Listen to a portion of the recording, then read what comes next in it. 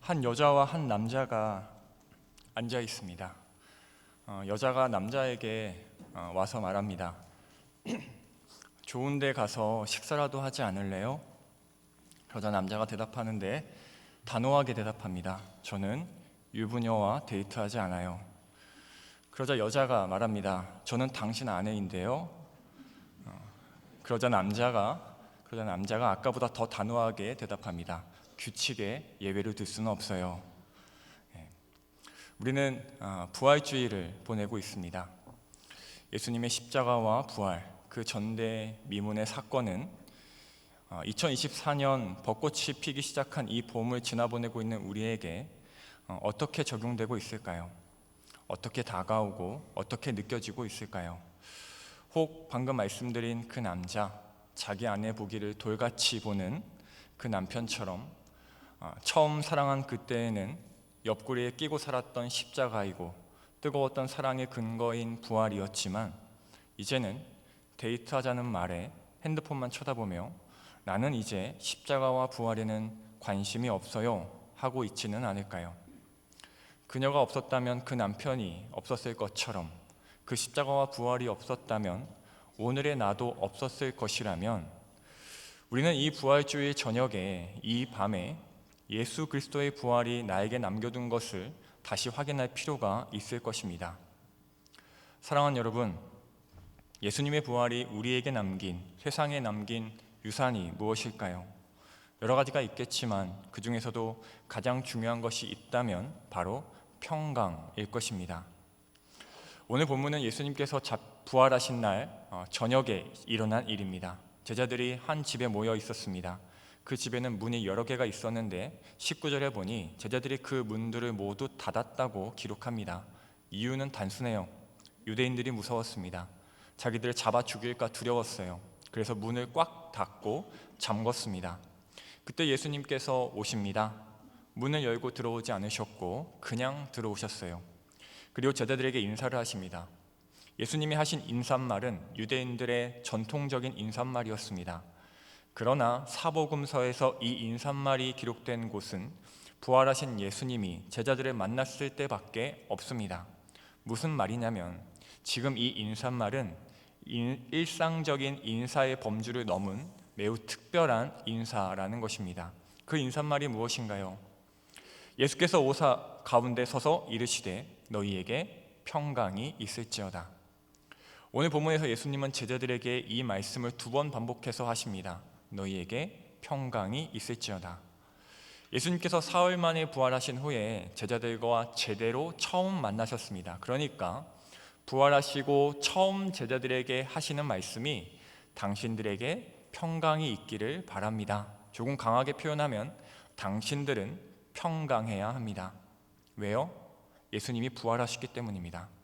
다시 말해서 예수님의 부활은요, 세상에 평강을 가져왔습니다. 저와 여러분에게 평화를 가져왔습니다. 바로 이것이, 이 평강이 예수님께서 부활을 통해 우리에게 남기신 위대한 유산입니다. 제자들은요, 문을 닫고 있었습니다. 두려웠어요. 죽음이 두려웠습니다. 그렇죠. 죽음은 언제나 두려움이라는 그림자를 끌고 다닙니다. 인류 중 그 누구도 죽음 앞에서 당당할 수 없고 담대할 수 없습니다. 귀신 잡는 해병도, 강대국의 대통령도 죽음 앞에서는 모두가 평등하게 두려움을 느낍니다. 제 아내는 작은 수술을 2번 했습니다. 산부인과 관련 수술이었는데 몇 년 전에 어느 날 또 정기 검사를 받고 와서는 심각해 하더라고요. 배에 복수가 찼다는 겁니다. 배가 복수가 찼다는 것은 좋은 징조는 아니잖아요. 그래서 의사 선생님이 조직 검사를 해보자고 하셨대요. 근데 그게 다였어요. 검사를 해보자가 다였습니다. 근데 그게 저와 아내에게는 정말 큰일이었습니다.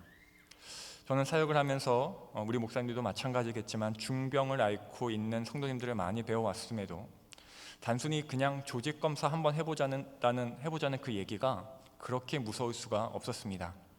생각해보면 아무 일도 아닌데 검사 결과가 나올 때까지 잠을 제대로 자지 못했고 무서웠고 겁이 났습니다.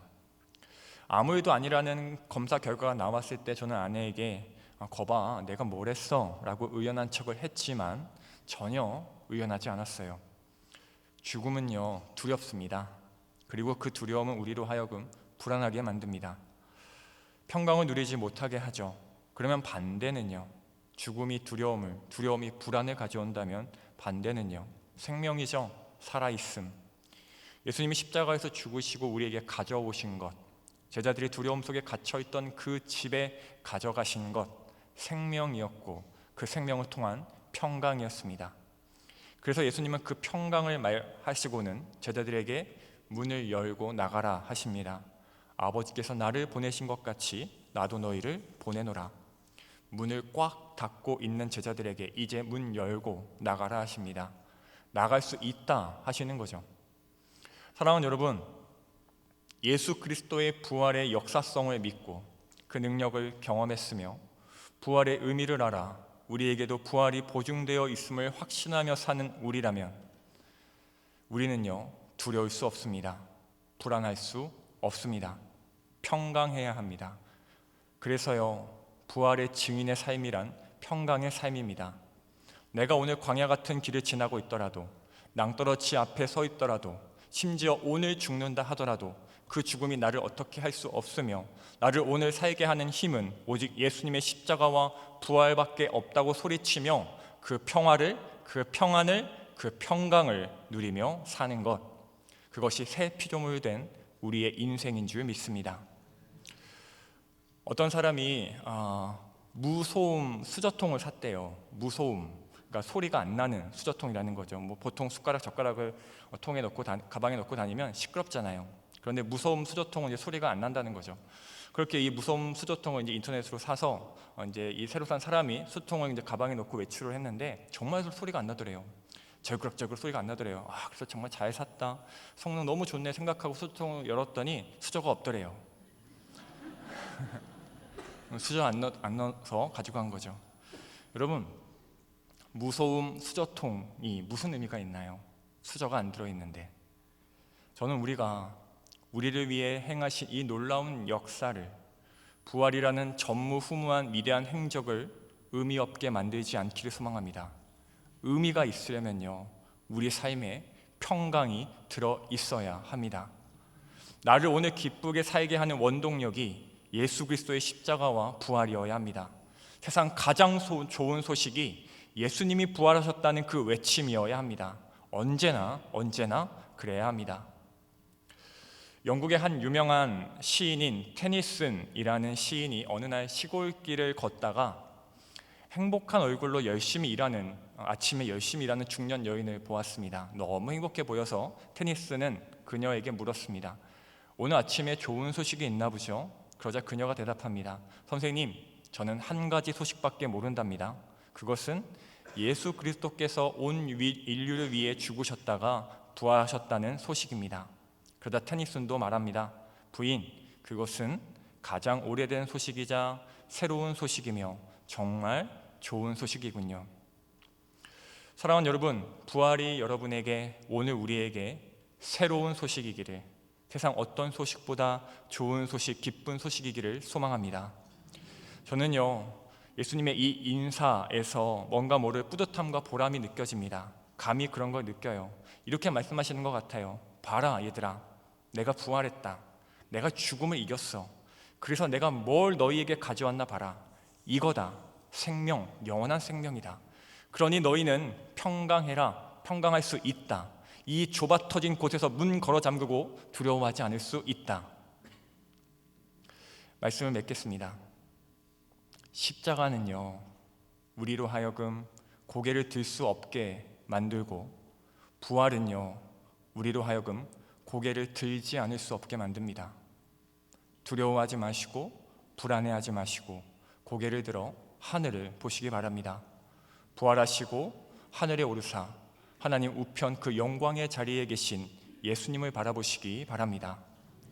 예수님은 십자가에서 돌아가시기 전 제자들에게 이 말씀을 하셨어요. 요한복음 14장 27절입니다. 제가 읽어드릴게요. 평안을 너희에게 끼치노니 곧 나의 평안을 너희에게 주노라. 내가 너희에게 주는 것은 세상이 주는 것과 같지 아니하노라. 너희는 마음에 근심하지도 말고 두려워하지도 말라.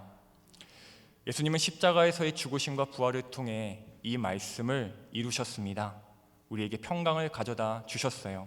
그럼 이제 우리는 평강을 누려야 합니다. 그것이 부활의 증인된 우리의 본분인 줄 믿습니다. 기도하겠습니다. 살아계신 하나님 아버지, 감사합니다. 예수 그리스도의 부활을 통하여 우리에게 참 평안을 허락하시고 세상 어느 곳에도 두려움 없이 살게 하시니 감사를 드립니다. 그럼에도 여전히 연약한 우리이기에 흔들리고 멈칫할 때가 있으나 그럴 때마다 우리 주님의 십자가와 부활을 바라보게 하시고 가장 오래된 소식이며 가장 새로운 소식인 그 부활을 힘입어 다시 또 다시 평강을 누리며 살게 하여 주시옵소서. 이제 또 찬양을 올려드립니다. 부르는 자와 듣는 자들이 함께 한 마음으로 올려드릴 때 감격과 은혜와 평강과 기쁨과 감사가 넘치게 하여 주시옵소서. 예수님의 이름으로 기도드립니다. 아멘.